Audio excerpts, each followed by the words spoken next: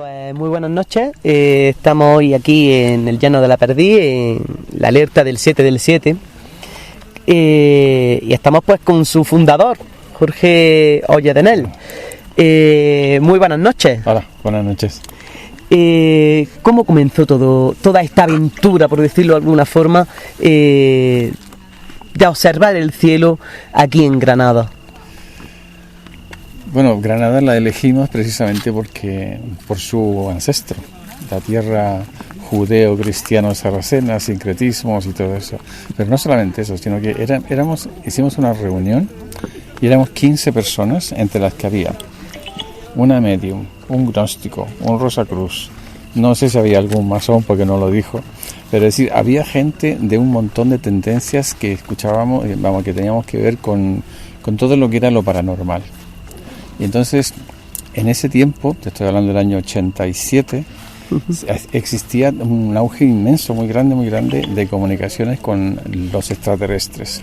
Es decir, comunicaciones con una aparente inteligencia que te daba instrucciones, que te daba enseñanza o que producía fenómenos.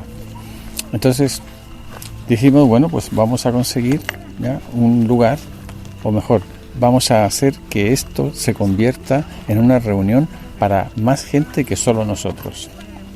Entonces ahí fue muy divertido porque empezamos, me tocó a mí, buscar sitios donde se podría hacer. Y me acuerdo que tenía un amigo, Antonio, que tenía una pizzería que se llamaba Topolino, que creo que todavía está aquí, que la he vuelto a poner. Bueno, pues te estoy hablando de hace muchísimos años. Y resulta que me dijo, yo le dije, bueno, pues una pequeña reunión de unas 7 o 8 personas, ahí lo hacemos en la pizzería y encima pasamos un buen rato. ¿Ya? Sí. Y me dijo, no, se te ocurre hacer una cosa en mi pizzería porque eso se va a llenar de gente. Entonces pasó incluso un año más y dijimos, bueno, ¿y por qué no lo hacemos en un sitio? O sea, ¿por qué no pensamos a lo grande, no? Y efectivamente, éramos los 15 trabajando ya porque esto funcionara. Entonces, realmente se movió una cosa muy importante. Entonces en esa época me acuerdo que había un chico que era productor de cine, ¿ya? Y la primera que hicimos, no sé si fue la primera o la segunda, que aquí esto se llenaba, esto parecía la Gran Vía. Aquí había coches por todas partes y luces por todas partes, pero es que además este chico se trajo, me parece que eran 8 pantallas, cada una con una película sobre extraterrestres, y se proyectaron aquí. Después, los siguientes años, fenómenos por ejemplo, ellos, Rafa y otros más, sabían a qué hora pasaban los satélites. Entonces ya sabíamos cuál era satélite y cuál no. Porque dice, mira, satélite, y se veía cruzar. Y todo el mundo lo veía clarísimamente como un satélite cruzado. Por lo tanto, cualquier cosa que no fuera un satélite, ya evidentemente era lo que nosotros esperábamos, sí. ¿No? Entonces, que se produjeron fenómenos, sí. Y fenómenos realmente inexplicables. Yo recuerdo uno de los que más me impresionó fue mirando hacia Granada, porque estos árboles eran más pequeños. Sí. Entonces era una luz amarilla, ¿ya?, que estaba por encima de Granada y de repente, así, una trayectoria como si fuera un helicóptero, ¿no? Así, y de repente hacia arriba. Ni helicóptero ni avión, porque yo decía helicóptero que podía subir rápidamente hacia arriba. No, eso no era un helicóptero, ¿ya? Después hubo otras experiencias en las que yo, por ejemplo, me tocó estar en Granada porque estábamos hablando por una radio que nos ayudó muchísimo en esa época, que se llama Radio Estilo. Y aquí se produjeron también fenómenos, ya pues que te los podrán contar otros que estuvieron allí. Sí. Pero la idea es que toda esta gente, todos los que estuvimos en ese momento allí, yo no sé si porque estábamos muy receptivos, pero se produjeron fenómenos muy interesantes y hubo unos ya que incluso trascendieron al resto de España, porque hubo una vez que estuvieron los chicos, los radioaficionados. Sí. Entonces, ¿qué ocurrió? Como se conectaban por las radios, ya había gente prácticamente de toda España, o sea, digamos desde Madrid hacia abajo, Sí, estamos hablando entonces de que teníamos en aquella época teníamos una red completa de vigilancia, ¿no? En Correcto. este aspecto, de vigilancia aérea, por decirlo así, hacia el cielo. Pero es que no solamente eso, sino que es que buscaban, o sea, seguían en la trayectoria, porque oye, que he visto uno en Cádiz, no sé qué, y yo lo he visto en Almería, y yo lo he visto en Ciudad Real, y era una formación en triángulo, o sea, eran cosas realmente interesantes. Me acuerdo que también lo vieron aquí en Almuñécar, ¿ya? Entonces se comunicaba a toda esta gente para seguir la trayectoria de lo que fuera, ¿no? que parecían escuadrillas o una cosa triangular. Básicamente era una cosa triangular la que se vio muchísimo, ¿no? Y así pasaron los años y se empezó veníamos aquí prácticamente todo, y otra de las cosas que pasó también, que empezó a venir gente de botellón, ¿ya? Entonces empezó a decaer un poco y se quedaron los incondicionales. Entonces ahora, curiosamente, mira que estamos hablando de 29 años que se lleva esto. Yo personalmente me acuerdo de haber estado, ¿no? algún que otro año aquí, precisamente aquí donde estamos ahora mismo, en el reloj del sol, y sí me acuerdo, ¿no? de ver lo que estás comentando, ¿no? Estos chavales haciendo botellón y demás, y es cierto que por otra parte estaban también los que hemos sido incondicionales, ¿no? en el tema de la investigación, vigilancia del cielo. ¿Cuál ha sido el avistamiento más grande que ha podido haber aquí en Granada? En concreto en esta alerta. Yo te digo lo que me pasó a mí. Resulta que después fue algo controvertido, pero en ese momento ya estábamos en contacto con una gente que decía que venía de humo. Sí. Entonces, y ellos dijeron que iban a producir los fenómenos. Entonces, bien, de acuerdo, estuvo aquí el chico no me acuerdo cómo se llamaba. Lo vimos aquí, vinimos todos los que estábamos, digamos, organizando todo eso. Y me decía mi mujer, mira, tiene una barra con lucecitas, ¿ya? Que hace, que dice, ahora va a haber fenómeno, bla. Y de repente, desde allí, desde el Llano de la Perdiz, aparece una luz, ¿ya? Entonces, y me decía mi mujer que sonaba como si fuera un camión, como el ruido de un camión, ¿ya? Después parece que era un helicóptero o algo así. Sí. Bueno, la cuestión es que esa cosa venía acercándose con un foco iluminando hacia abajo, igual como pasó en la película Encuentros en Tercera Fase. Sí. ¿Ya? Yo te lo digo. Bueno, ahora no se puede decir con todas las palabras, pero yo iba a cambiarme de pantalones. Me cagué. Sí. Exactamente. Porque el miedo que tú sientes en ese momento ante una cosa que tú crees que sí es verdad, pero que la veas y que se esté acercando hacia ti, eso es terror absoluto, o sea, irracional. Detrás mío había un chico, Miguel, que también veníamos aquí, y él era policía, sí. O sea, un tío formado, digamos, contra cosas importantes, tal. Él fue el que me dijo a mí, Jorge, me tiemblan las rodillas, y yo le dije, a mí también. O sea, estábamos auténticamente fuera de sí. Sí, claro. Entonces, cuando te encuentras ante lo desconocido, ¿no? Exactamente. No, y que es verdad, porque es como imagínate, tú dices, yo creo en Dios, entonces de repente pasa, te parece una zarza ardiendo, ¿entiendes? O sea, esa impresión es terrible. Entonces, a mí me sirvió mucho para poder realmente asimilar que eso era posible. Es decir, que en un momento determinado, como dicen las películas, hola, llévame ante tu jefe, ¿no? Es decir, que venga, el tío se baje ya del platillo volante y te pregunte y lo veas de verdad. Y el choque cultural, porque es una cosa psíquica, es una cuestión de inteligencias. Es decir, lo que tú no te cabe en la cabeza, tú no lo ves, o sea, no lo intelectualizas, ¿ves? Claro. Y eso fue lo que... Por ejemplo, ¿no? Tenemos a escritoras, ¿no? Por ejemplo, Eric von Däniken o por ejemplo, quien escribió también, ¿no? Los libros, ¿no? de la historia, ¿no? En general del mundo, ¿no? Que dio a conocer todo el tema de Sumeria, ¿no? En este caso, verdaderamente podríamos vernos, ¿no? Ante lo que se conoce como una representación, ¿no?, de esos dioses cargo, ¿no?, por decirlo de alguna forma. Tenemos, por ejemplo, el ejemplo de Papúa Nueva Guinea, cuando llegaron los aviones militares durante la Segunda Guerra Mundial, que, claro, la gente que vivía allí, la gente del origen de esta isla, se encontraron ante unos artefactos que ellos jamás habían llegado a ver, y años después, cuando fueron a investigar precisamente allí, se encontraron que estos mismos que estaban viviendo allí hicieron pistas de aterrizaje, aviones de madera, de paja y demás, y ellos, claro, llegaron incluso a tatuarse, ¿no?, las siglas de Estados Unidos en el brazo. Sí, en este aspecto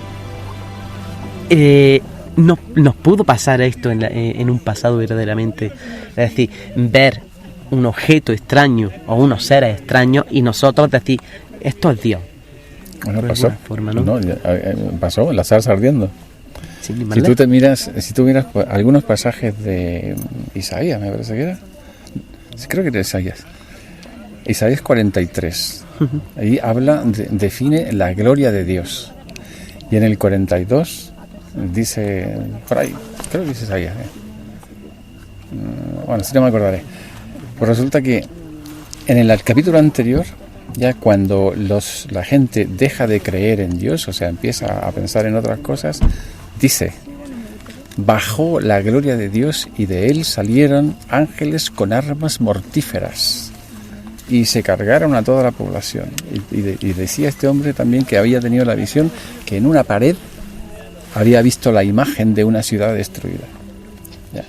El otro ejemplo clarísimo es la columna esta que seguía con los israelitas saliendo de Egipto. Sí. El otro, el maná. Bueno, es decir, pero es que hay una específicamente en la que define con absoluta claridad la palabra la gloria de Dios, ¿ya? Pero define una palabra que en la Biblia de Nácar Colunga dice que es un domo, lo que es la cúpula del cielo. Sí. Si tú miras el cielo, realmente no ves una línea recta, sino que ves una cosa redonda, sí. ¿Verdad? Bien. Pues resulta que cuando tú defines la gloria de Dios y pones, en vez de extensión, ya, traducida del arameo, por la palabra cúpula que sale en el Génesis, ¿ya?, tú dibujas una Adamski, clarísimamente. Te dice que tenía 4 patas, 4 columnas, de las cuales tenían los 4, una de león, otra de una persona y otra del toro, etcétera. Sí. Pero decía, salía fuego de ellas, y donde iba el fuego iba la gloria de Dios, o donde iba la gloria de Dios iba el fuego, y hacía un ruido estremecedor, etcétera.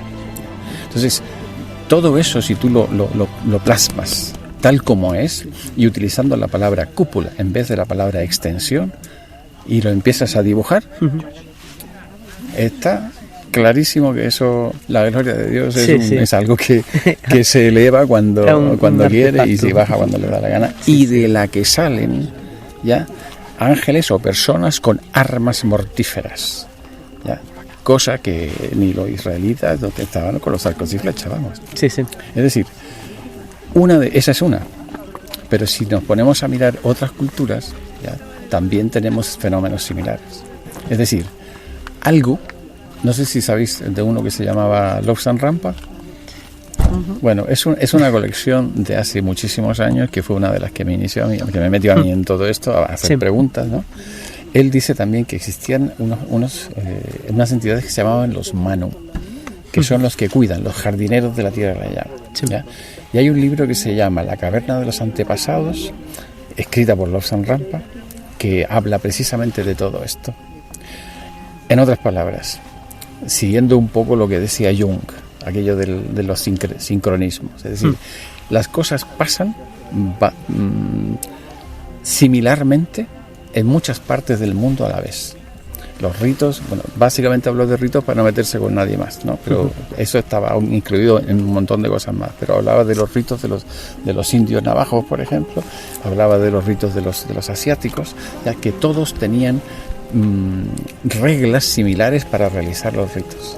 En otras palabras, parece ser que primero, que sí vino gente a cultivarnos, ¿ya? Aunque nosotros también nos dijo claramente, vosotros tenéis vuestra individualidad, ¿ya? Y después, segundo, que efectivamente no solamente nos enseñaron, es decir, crearon las religiones, sino también controlan las religiones. Controlan a través de personas, ¿ya? Por ejemplo, una de las preguntas que yo me hice hace mucho tiempo fue, ¿qué pasa si hay una guerra atómica? Entonces, las comunicaciones decían, no se va a permitir una guerra atómica. ¿Ya? ¿Por qué?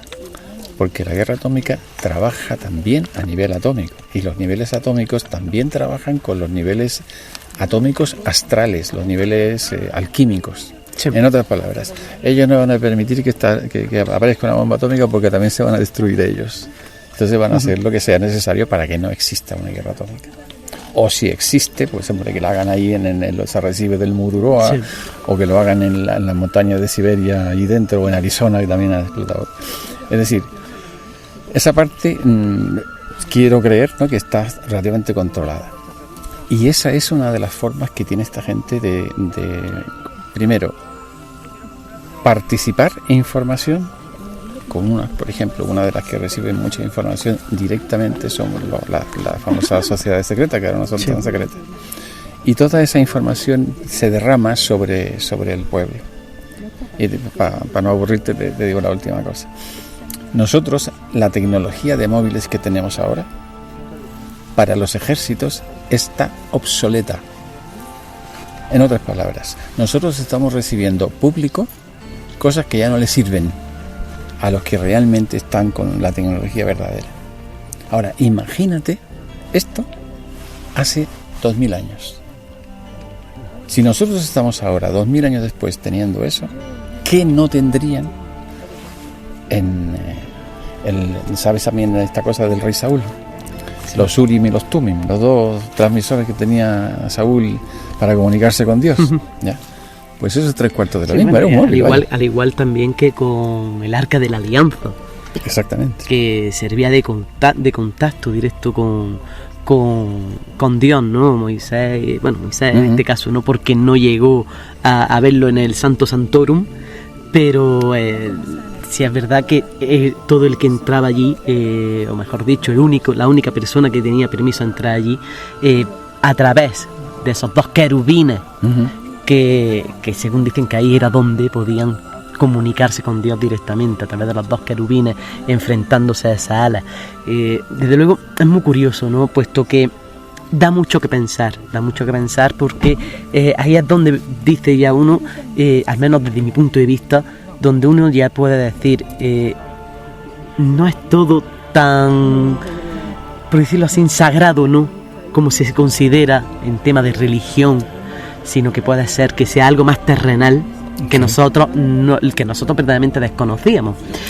Una de las preguntas que sí tengo, ¿no?, es sobre todo de la alerta, ¿no? Yo me acuerdo que se han llegado a hacer ritos, ¿no?, por decirlo de alguna forma, aquí todos agarrados de la mano. ¿En qué consistía exactamente estos ritos? Sí, bueno, eso fue una cosa que me la dijeron a mí también se llama concatenar energías. Sí. Lo que ocurre es que si tú eres capaz, vamos a llamarlo concatenar, es decir, atraer energía. Sí. Si tú eres capaz de atraer energía tú solo, te funciona uno.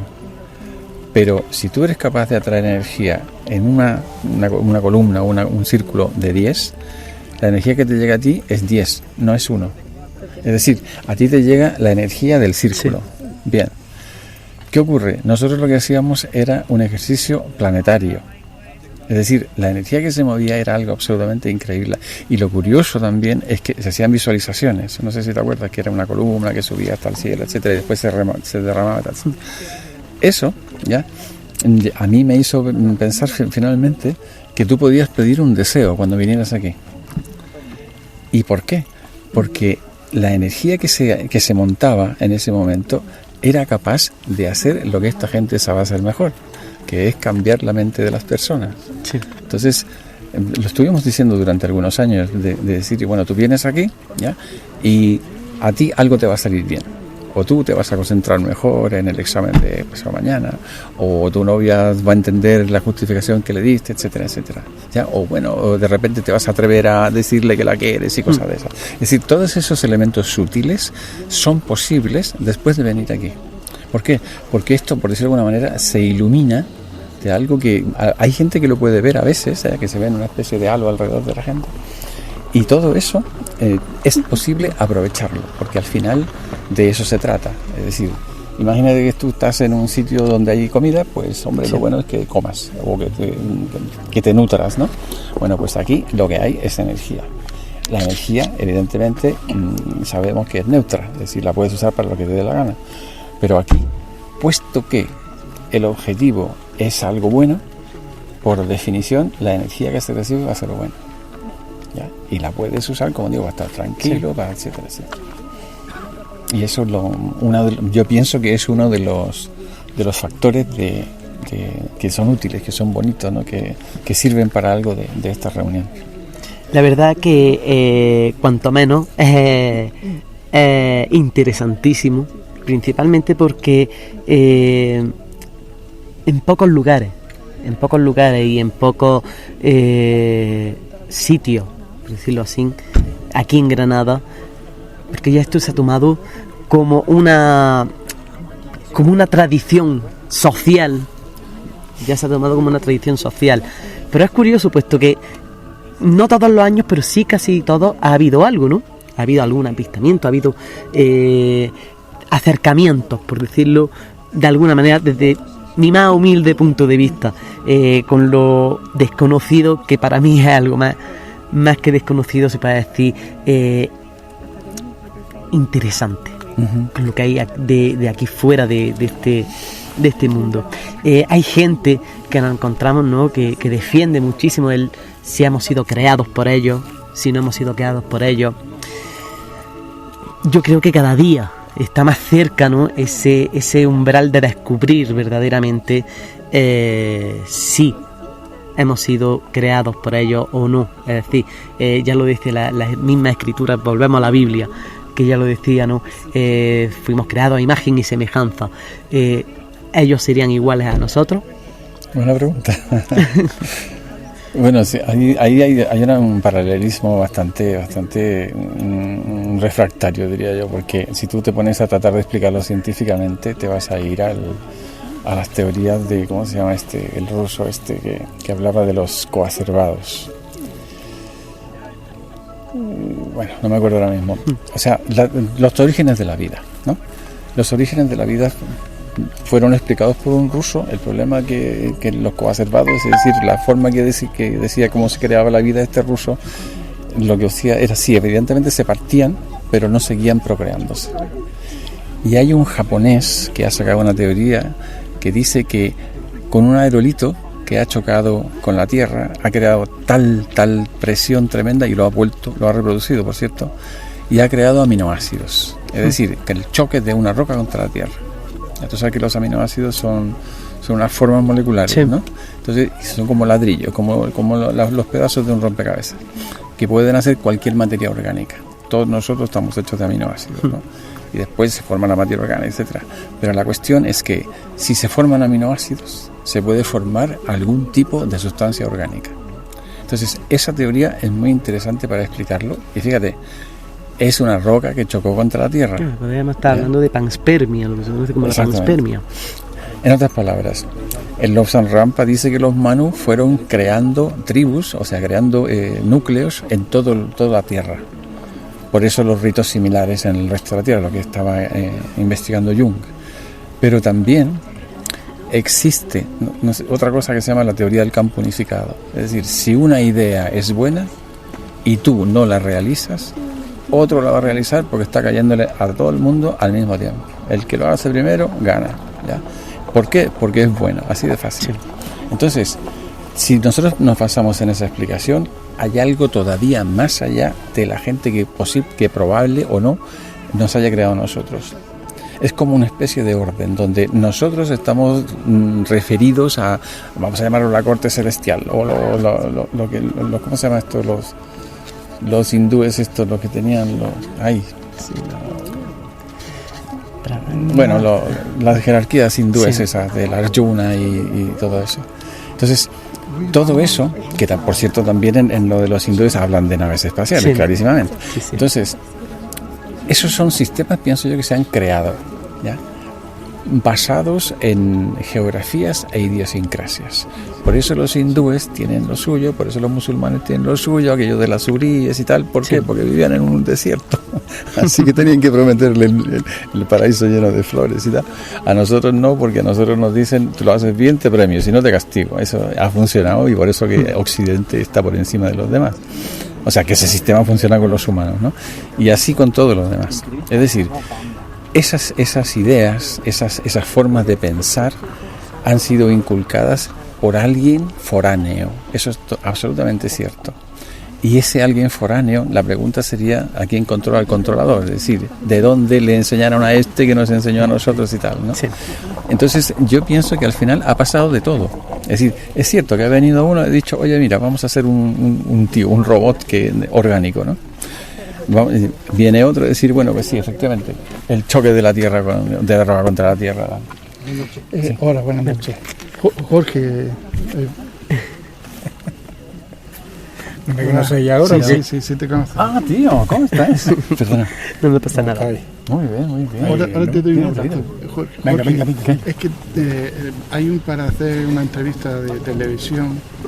Entonces, pues, o se aunan esfuerzos o lo que sea, pero... Bueno, pero ¿por qué no sales tú? Tú eres de Granada. No, tú eres el fundador y a mí me tienen siempre. Yo desde luego en esta ya, porque tenemos de tiempo, así más o menos teníamos media hora, está ya cumplido, finalizo Pues, y ya... despídete.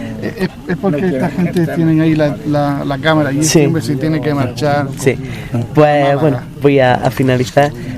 Pues Jorge, muchísimas gracias. Gracias a vosotros por atendernos. Por esta entrevista y sobre todo decir que poquitos lugares aquí en Granada se puede acogernos tan calurosamente Granada es especial. Esta alerta. Desde luego es un hecho bastante especial el poder hacer esto, ¿no? Que aunamos todos por un mismo objetivo, ¿no? El intentar conseguir ver a esos seres que quizás nos crearon, quizás no. Todavía está esa duda, ¿no? Está ese halo de misterio que para mí, ya lo he dicho antes, no es más terrenal más que otra cosa. Mira, la frase que nosotros pusimos al principio de las alertas OVNI, cuando ya se empezó a oficializar, digamos, es: no estamos solos en el universo. ¿Ya? Pero eso ya lo antes dijo. Era una herejía, y ahora todo el mundo dice, pues claro. Antonio Rivera ya lo dijo, ¿no? Sería un total desperdicio si fuésemos los únicos seres inteligentes en el universo. Exactamente. Pues muchísimas gracias. Gracias a ti. Hasta luego. Venga, hasta luego.